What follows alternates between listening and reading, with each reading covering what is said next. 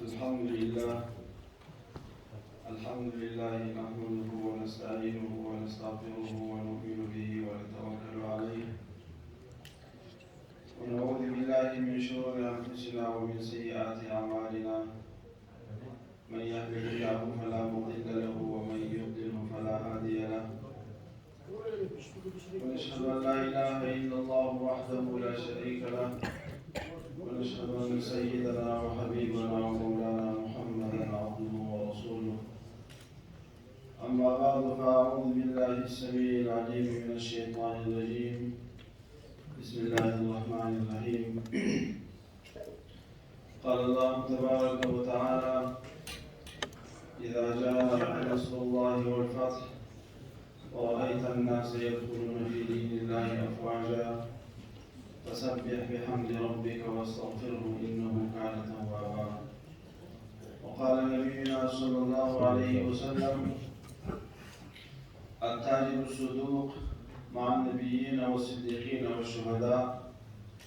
صدق رسول الله صلى الله عليه وسلم. قدرمنو مشرانو د افغانستان د مظلوم ملت تاجرانو او د اسلامي امارت محترم مسؤلینو، اولا السلام علیکم ورحمة الله وبرکاته. وعلیکم السلام. الله جل جلاله اخلاص ستړیاوې قربانۍ په خپل دربار کې درڅخه قبولې کړه. ستاسو په ویناوو باندې زیات خوشحاله شو او کومه مینه او محبت چې تاسو د اسلامي نظام سره د مجاهدینو سره د اسلامي امارت سره ښکاره کړي، ډېر په خوشحاله شو. الله تعالی جل جلاله ډېر اجر درکړي.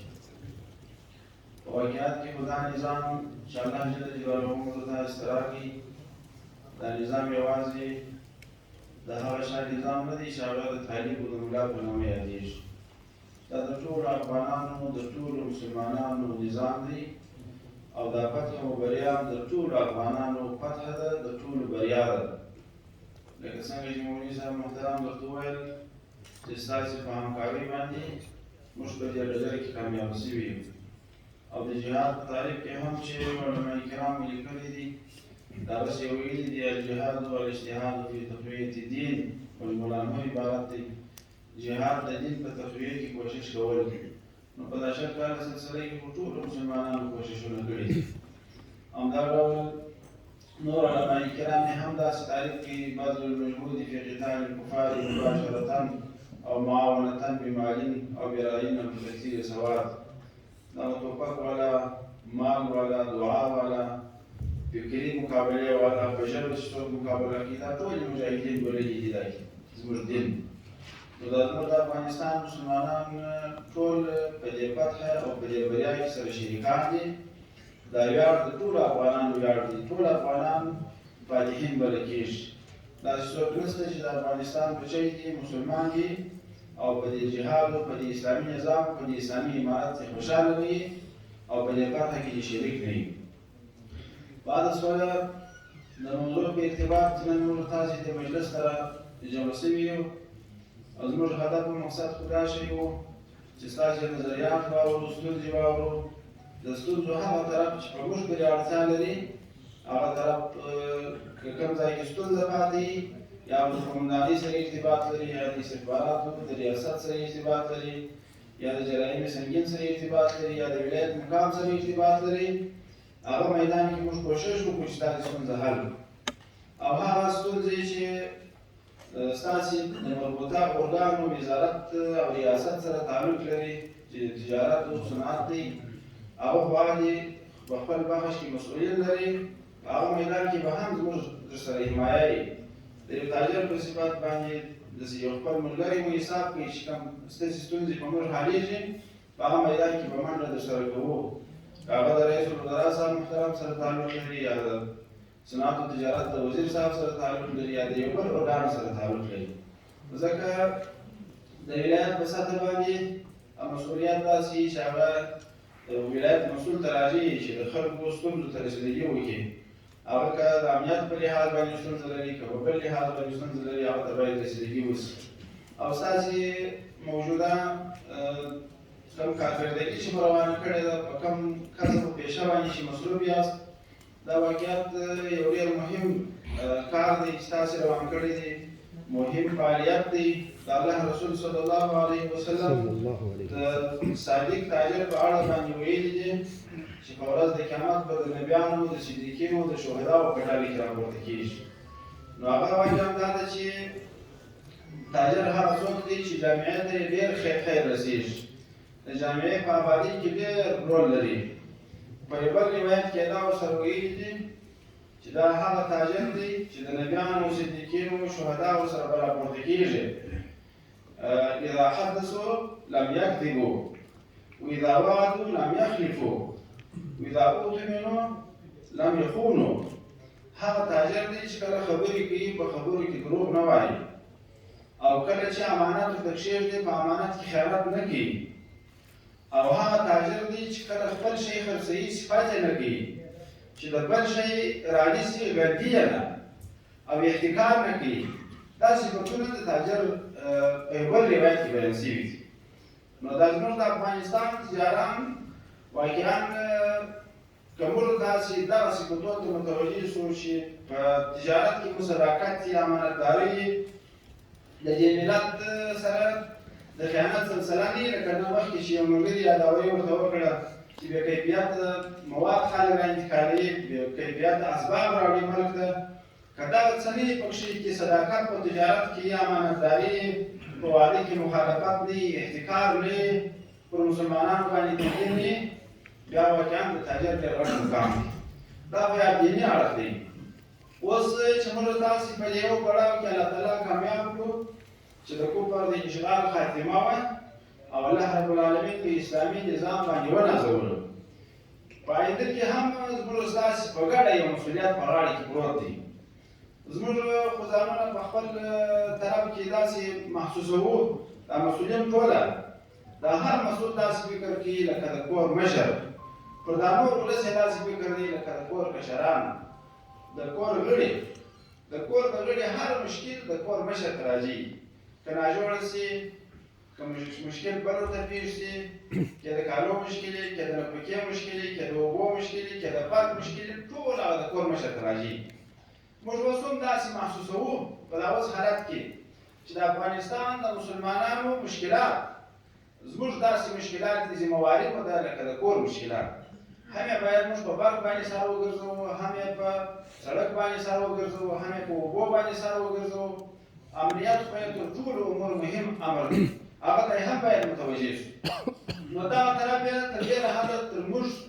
مجاهدینو او مسؤلینو پورې تعلق لري همدا ډول د اقتصاد طرف چې دی دا هم اسلامي نظام اسلامي امارت ته ډېر مهم دی اهمیت یې تاسو ته په دې ټکو کې وایم د رئیس الوزرا لومړی مرستیال الحاج نابرادر اخوند الله تعالی دې حفاظت وکړي په اسلامي امارت کې یو مخور څوک دی یو دروند شخصیت دی دا د اقتصادي مرستیال وټاکي په خپل امیر المؤمنین صاحب د دې مطلب هم دا دی چې دغه اړخ د اسلامي امارت توجه لري اقتصادي اړخ ته توجه لرو نو لکه څنګه چې الله پاک موږ په مقابله کې د کفارو سره کامیاب کړو کفار الله تعالی ناکام کړل اوس یو بله جګړه راته پاتې ده چې د الله جل جلاله د کتاب هدایت هم داسې دي یا ایها النبي جاهد الکفار والمنافقین واغلظ علیهم ای پیغمبره د کفارو سره وجنګېږه په توره باندې د منافقانو سره وجنګېږه په ژبه باندې دا د کفري نظامو عادت دی چې کله د جنګ په میدان کې ماته وخوري بیا د منافقت میدان ته رامخ کوي د منافقت میدان یې څه دی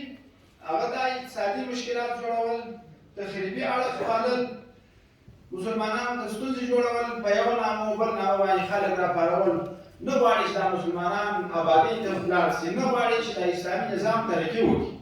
نو د یوې خوا کله دې په رسمیت نه پېژني د بلې خوا بیا اقتصادي بندیزونه دي د بلې خوا د افغانستان سرمایه کنګل کول دي د بلې خوا دغه وارداتو صادراتو کې مشکلات پیدا کول دي دا د منافقانو دا د کفر د غلامانو عادت داسې دی نو موږ تاسې به متوجه یو په ګډه به کوشش کوو لکه الله جل جلاله چې د جنګ په میدان کې استقلال راکړي کفر ته یې ماته ورکړه د اقتصادي میدان کې به هم کوشش کوو چې خودکفا سو، نورو خلکو ته محتاج نه سو، د افغانستان اقتصاد په پښو باندې ودرېږي، خو زموږ ستاسې په ګډه همکاري او حمایه او توجه باندې کېږي. په اخلاص باندې د افغانستان د مسلمانانو خدمت وکړي، په اخلاص باندې اسلامي امارت در سره همکاري وي، الله تعالی جل جلاله به ستونزې حلوي. او د افغانستان ولس ډېر بېچاره ولس دی. دا واقعیت دی چې په دې اسلامي نظام نه دی خوشحاله، دا د فقر او د ګدایي او د مؤسساتو سلسله دا زموږ ستاسې په خیر او په ګټه باندې نه ده. ښه خبره دا ده چې هر مسلمان د خپل لاسه صحیح شوی دی.